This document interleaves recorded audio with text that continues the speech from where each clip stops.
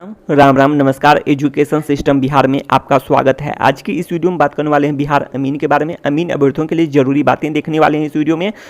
Video को शुरू करने से पहले एक नज़र सुर्खियों पर आज का हेडलाइन देख लीजिए, बिहार अमीन काउंसलिंग। तो इसके बारे में जानने वाले हैं। अभ्यर्थियों के क्वेश्चन भी होते हैं तो इस पर बात करने वाले हैं। महत्वपूर्ण जानकारी साझा LRC BCECEB, तो इस पर बात करने वाले हैं। इस डॉक्यूमेंट के नहीं रहने पर तो आप लोग खुद भी समझ सकते हैं। फीमेल अभ्यर्थियों को खुशखबरी, फीमेल अभ्यर्थियों के लिए अच्छी खबर, तो इस पर भी बात करने वाले हैं। सबसे पहले देख लेते हैं और जानते हैं विस्तार से। तो काउंसलिंग के बारे में देख लेते हैं। तो काउंसलिंग में कैसे बुलाया जाएगा, तो आपके जो मेधा कर्म है, आपका जो रैंक आया है उसके अनुसार से बुलाया जाएगा। अगर आप लोग काउंसलिंग के बारे में विस्तार से जानना चाहते हैं तो आप लोग विवरण पुस्तिका या फिर प्रोस्पेक्टस उसका 7 पॉइंट देख लीजिए। विज्ञापन जिसे आप लोग कहते हैं, तो 7 पॉइंट देखेंगे तो उसमें सभी बातें स्पष्ट कर दी गई है। और तो 7 पॉइंट के अनुसार बात करें तो उसमें बताया गया है कि बोर्ड अर्थात BCECB के द्वारा ही बुलाया जाएगा काउंसलिंग के लिए। लेकिन यह भी खबरें मिली है अभ्यर्थियों द्वारा कि डिपार्टमेंट द्वारा करवाई जाएगी काउंसलिंग। और ये जो मेरिट लिस्ट है, जो कि आप लोग खुद भी समझ सकते हैं, मेरिट लिस्ट तैयार है क्योंकि आपका रैंक आया है, अर्थात उच्च प्राप्तांक से न्यून प्राप्तांक के क्रम में डिक्रीजिंग ऑर्डर में जो लिस्ट तैयार होगा तभी तो आप लोग का रैंक आया है। तो ये सभी जो BCECB बोर्ड द्वारा ये सभी कर दिए गए हैं और यही मेरिट लिस्ट भेजा जा चुका है डिपार्टमेंट को, ऐसी खबरें मिली हैं। और इसकी अभी तो ऑफिशियल कोई पुष्टि नहीं की जा सकती है कि बोर्ड करवाएगा या फिर बात करें विभाग करवाएगा या फिर भेजा जा चुका है। ये सभी कोई जानकारी ऑफिशियल नहीं दी गई है, लेकिन यह खबरें मिली हैं, इस अनुसार से बात कर रहे हैं। तो आप लोग खुद भी समझ सकते हैं इन बातों को। ऑफिशियल तो आप लोग खुद ही समझ सकते हैं कि प्रोस्पेक्टस का 7 पॉइंट है जिसमें स्पष्ट रूप से बता दिया गया है बोर्ड द्वारा बुलाया जाएगा, लेकिन खबरें के अनुसार बात कर रहे हैं। तो ठीक है, आप लोग समझ गए इन बातों को। अब आगे बात कर लेते हैं राजस्व एवं भूमि सुधार विभाग। तो मेरिट लिस्ट में आप लोग खुद भी समझ सकते हैं कितने अभ्यर्थी हो सकते हैं, क्योंकि आप लोग जानते हैं जो भी दोनों खंड में क्वालिफाइड हैं, दोनों खंड में क्वालिफाइंग मार्क्स लाए हैं, उनको क्वालिफाइड किया गया है। दोनों खंड में लाने जरूरी थे, जिसके बारे में बहुत दिन पहले भी वीडियो में बात कर चुके हैं, कई वीडियो में बात किए हैं।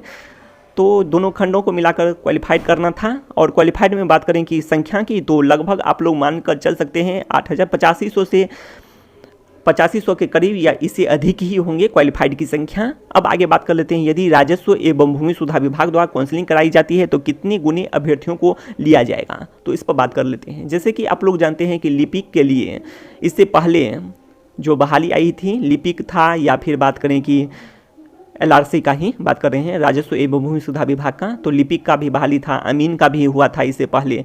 तो इस सब के लिए बात करें तो 2.5 गुना अभ्यर्थी को, जितने रिक्त पद हैं उसके 2.5 गुने अभ्यर्थियों को बुलाया गया था। तो ये बातें निकल कर सामने आई हैं।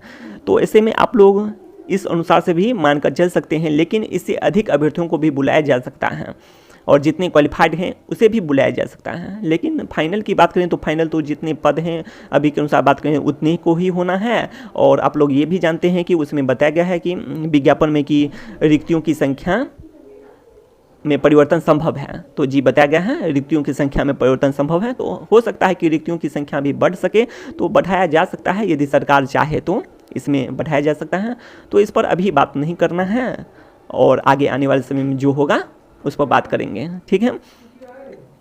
तो आप लोग खुद भी समझ सकते हैं। यहाँ पर आप लोग पंचायत के अनुसार पिछले वीडियो में बात कर चुके हैं कि कितने पंचायत की संख्या है, और पंचायत की संख्या के अनुसार आप लोग समझ सकते हैं कि 4 पंचायत पर 1 अमीन हो जाते हैं। इस अनुसार से बात करें, यदि संविदा आधारित अमीन को भी लेकर चलें तो, और इसे अस्थायी अमीन को लेकर चले तो बहुत ज़्यादा है। पंचायत के अनुसार बात करें कि अंचल में या फिर बात करें इधर, तो ये सभी बातें पिछले वीडियो में कर चुके हैं, ज़्यादा बात नहीं करेंगे इस वीडियो में।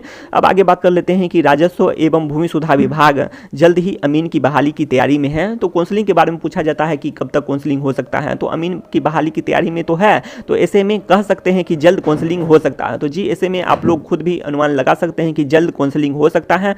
ऑफिशियल अपडेट होने पर आपको जानकारी मिल जाएगी। अब आगे देख लेते हैं कि इस अनुसार से भी आप लोग सोच सकते हैं कि जैसे कि बात करें कि बिहार शिक्षक बहाली के लिए, तो उसमें भी थोड़ा सा बात कर लेते हैं। इस अनुसार से आप लोग को सोचना है।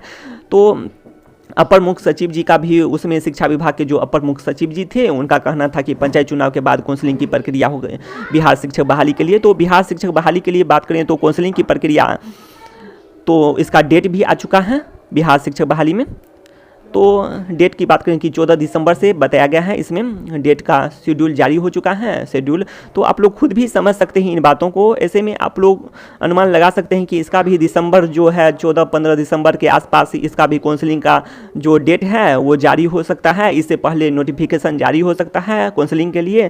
तो इस अनुसार से आप लोग खुद भी अनुमान लगा सकते हैं, क्योंकि राजस्व एवं भूमि सुधार विभाग जल्द ही अमीन की बहाली की तैयारी में है और पंचायत चुनाव समाप्त होते ही आगे की प्रक्रिया शुरू हो सकती है। अब आगे बात कर लेते हैं कि डॉक्यूमेंट के बारे में। तो डॉक्यूमेंट के लिए आप लोग यहाँ देख सकते हैं, डॉक्यूमेंट के बारे में पिछली कई वीडियो में बात कर चुके हैं। आप लोग 10th 12th ये सभी का ले लेंगे, अंक पत्र, मूल प्रमाण पत्र, इन सभी को रख लेंगे। उसके बाद आगे देख लेते हैं, यदि ग्रेजुएशन पास हैं तो ये सभी बातें कर चुके हैं, ग्रेजुएशन पास हैं तो उस पर आप लोग खुद भी समझ सकते हैं, इन्हें पढ़ सकते हैं इन बातों को। उसके बाद आगे देख लीजिए, बात कर लेते हैं चयनित प्रमाण पत्र। तो आपको लास्ट जहाँ से किए हैं उसका होना चाहिए। और सबसे ज़रूरी है कि यहाँ देख लीजिए, आप लोग सबसे पहले देख लीजिए निवास प्रमाण पत्र, उसके बाद निवासी होने का प्रमाण पत्र, उसका इनकम सर्टिफिकेट, उसके बाद जो बात करें कोटी से हैं उसका सर्टिफिकेट, उसके बाद फ़ोटो, आपको भी फ़ोटो चाहिए जहाँ पर जो एडमिट कार्ड में लगा हुआ है वही फ़ोटो।